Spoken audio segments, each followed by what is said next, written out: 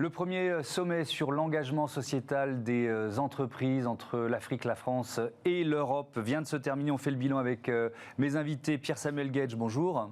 Bonjour. Bienvenue, vous êtes le président d'Affectio Mutandi, membre du Conseil français des investisseurs en Afrique et co-organisateur de ce sommet. À vos côtés, Khaled Igué, bonjour. Bonjour. Bienvenue, associé chez B&A Investment Bankers et fondateur du think tank Club 2030 Afrique. Vous publiez L'heure de l'Afrique pour un développement durable et inclusif. C'est aux éditions Herman. Peut-être un mot de présentation pour l'un et l'autre pour commencer. Affectio Mutandi, c'est quoi? C'est une agence de conseil? C'est un cabinet conseil, hybridation de Publicis et de Greenpeace. C'est juste la réunion des deux meilleurs ennemis ayant fait le choix à un moment de travailler plutôt sur la concertation, la co-construction, les collaborations, plutôt que de rentrer dans le conflit, tout simplement. Et donc, c'est l'accompagnement des acteurs depuis une petite dizaine d'années sur la gestion des enjeux, les impacts négatifs, l'optimisation des impacts positifs. Donc on va des stratégies RSE, au devoir de vigilance, aux stratégies de droits de l'homme, notamment.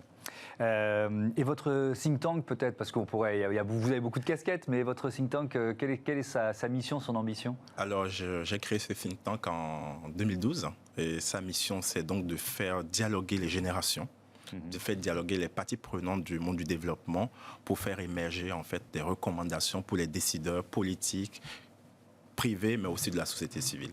Alors, on parle de ce sommet, premier sommet sur l'engagement sociétal des entreprises qui s'est donc tenu les 7 et 8 juillet la semaine dernière. Qui y participait? C'était quoi le principe? Alors le principe était disruptif ou téméraire, en fonction un petit peu de quel côté la pièce allait tomber. Ouais. L'idée était que justement les débats, les panels, les échanges viennent du continent en priorité et donc étaient co-organisés avec des États hôtes, des ministères hôtes qui en plus assuraient la diffusion de leurs panels sur leur télévision nationale, ce qui permettait en plus de rendre ces échanges et ces débats accessibles, très inclusifs, jusque dans la diaspora, puisque avec les bouquets Canal+ Africa et autres, tout le monde y avait un grand accès. Ça veut dire que potentiellement, il y avait combien de millions de téléspectateurs? C'était il y a quelques jours à peine.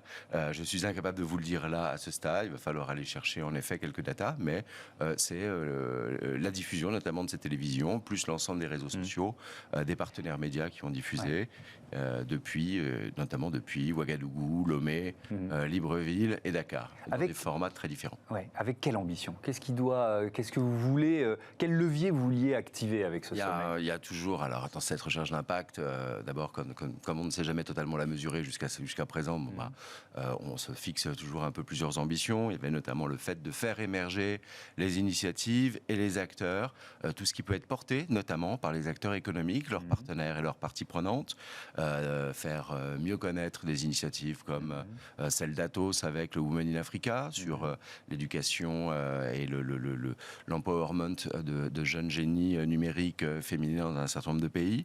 C'était aussi de créer des passerelles entre acteurs.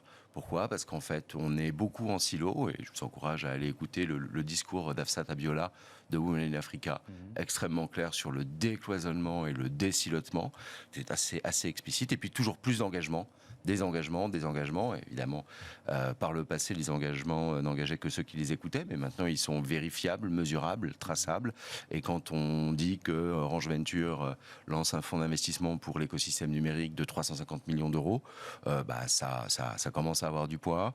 Quand des acteurs comme Santé en entreprise annoncent le lancement du coup de deux nouveaux programmes avec notamment la fondation Sanofi Espoir, ça a du poids. Quand le ministre gabonais Hugues Madia annonce la mise en place de 2 lois sur la RSE et sur l'ESS pour le Gabon, ça encourage et c'est bien. Oui, donc il y a eu des annonces, on est dans le concret. Khaled Igué, vous voyez plusieurs priorités d'engagement. Il y en a une d'abord sur les financements liés aux objectifs, aux ODD, aux objectifs de développement durable définis par l'ONU. Qu'est-ce qu'il faut en faire d'après vous de ces financements prioritairement? Je crois qu'il y a d'abord un gros enjeu, avant même de savoir ce qu'il faut en faire, c'est comment on les mobilise.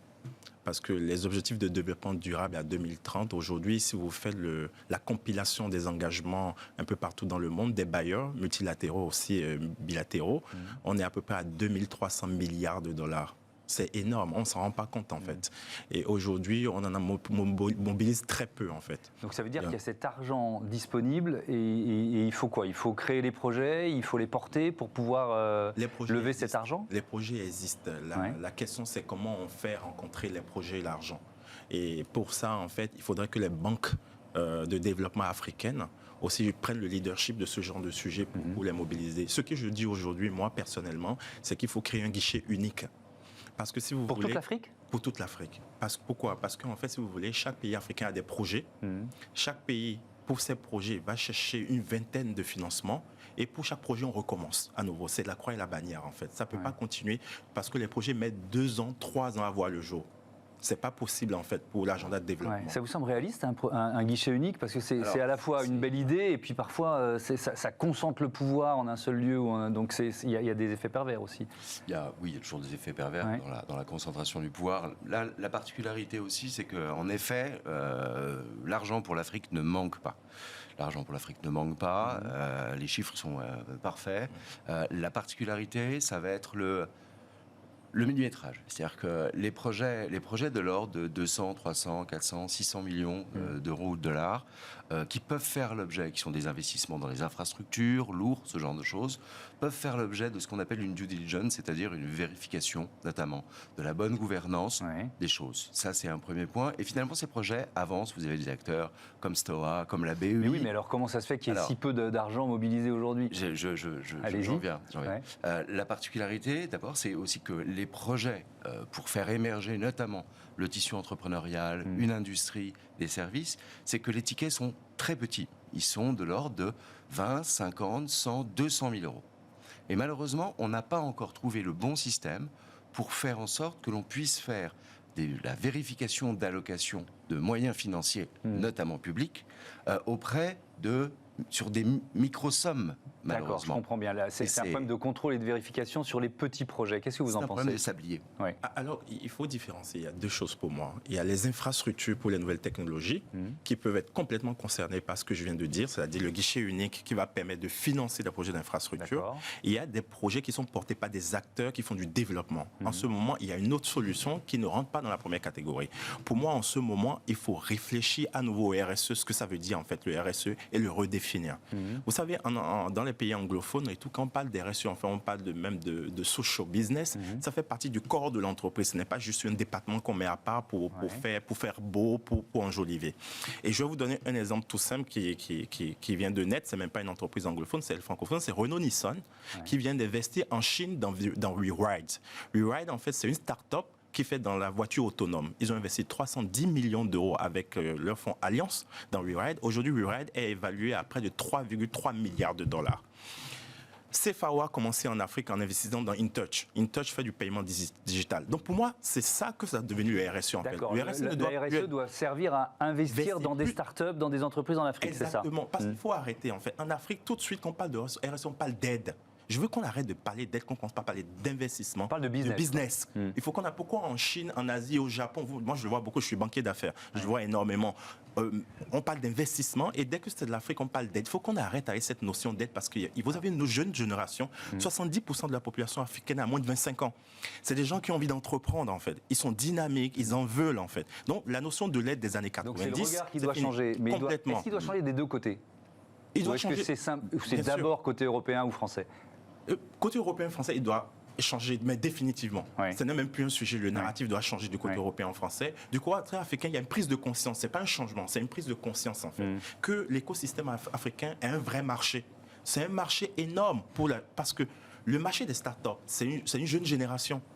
Aujourd'hui, quand je dis 75% d'une population d'1,2 milliard d'habitants à moins de 25 ans, ça n'existe nulle part dans le monde. Donc, c'est le marché de demain, naturellement. Donc, vous voyez pourquoi je parle de business et d'investissement. Cette idée-là, le marché des startups, ce vivier africain, ça fait partie des thèmes qui ont été abordés lors du sommet, j'imagine. Bien sûr, parce que la jeunesse, l'inclusion d'une manière générale, mais la jeunesse, le numérique, un certain nombre d'éléments sont vraiment des ferments d'une très belle transition, une très grande transition, très liée par ailleurs à la capacité de résilience du continent qui est quasiment intrinsèque. Et alors, il reste une minute, c'est quoi les freins? Pardon de vous bousculer un peu, mais qu'est-ce qui coince là? Les freins, c'est souvent une question de coordination entre les différents acteurs, Ouais. publics, privés, société civile, de bonne articulation justement entre ces décideurs. C'est aussi parfois le choix. Disons que un certain nombre d'acteurs ne choisissent pas forcément l'exigence que peut représenter la responsabilité sociétale et l'engagement sociétal. Or, il faut que cette exigence devienne un facteur de préférence. Tout simplement, tout comme la recherche de qualité et d'innovation, la recherche d'impact positif doit à un moment guider la décision, notamment publique, mais aussi celle des acteurs économiques. Aujourd'hui, les acteurs économiques, notamment européens sur le continent africain, sont extrêmement exigeants vis-à-vis de leurs fournisseurs et travaillent avec eux justement pour les faire monter en compétences, jusque dans des engagements de responsabilité sociétale. Et il y a un impact là-dessus qui est véritablement à mesurer parce que c'est assez fascinant. Ils ont également un impact dans le développement du tissu entrepreneurial parce qu'ils investissent véritablement en partenariat avec des acteurs comme Simplon du numérique, ce genre de choses. Mais il faut plus de coordination au niveau local. Merci beaucoup. Merci à tous les deux. Le temps a filé vite, ce qui est plutôt bon signe. On passe à Smart Ideas. On donne une seconde vie à nos flacons, à nos bouteilles de vin. Bah oui.